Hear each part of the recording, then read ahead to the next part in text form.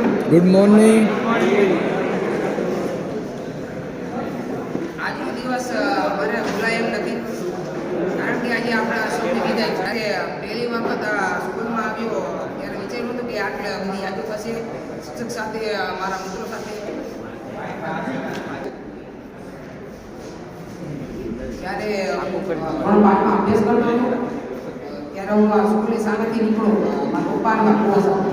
ત્યારે મારા પપ્પાના કુવા મને કીધું કે આ સ્કૂલ વિશે જાણકારી હતી કે આ સ્કૂલ સારી છે, અને મને પહેલાંથી રમતગમતમાં ઇન્ટરેસ્ટ હતો, એટલે કે આગળ જવું કોમાં જતી અને જે હું કરી બતાવ્યું. અને 4 વર્ષનો સફર ખબર નહીં કેવી રીતના પસાર થઈ ગયો છે, જેમાં મને ખૂબ ખુશી થઈ છે. તે વિશે ભૂલી જાય ન ભેગું થાય.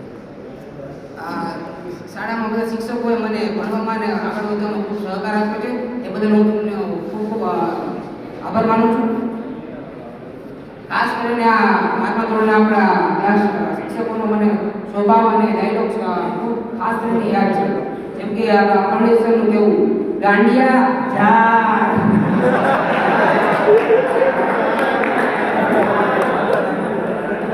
બાપના સરનું, આપણે સમયને ધ્યાનમાં રાખીને કાર્ય કરતા.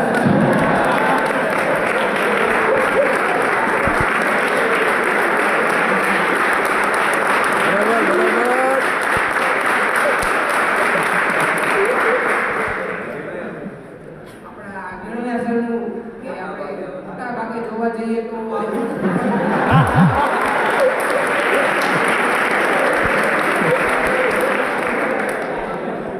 આપણા દાખલા સરનો આ સ્વભાવ મોજીલો અને મસ્તીખોરી જેમાંથી આપણા ક્લાસમાં મજા આવતી હતી તેમાં પણ ખૂબ યાદ રહે છે.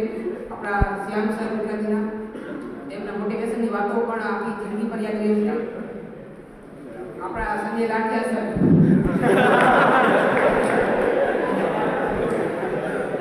મિત્રો શબ્દોમાં કહું છું, સમજાય ધન્યવાદ,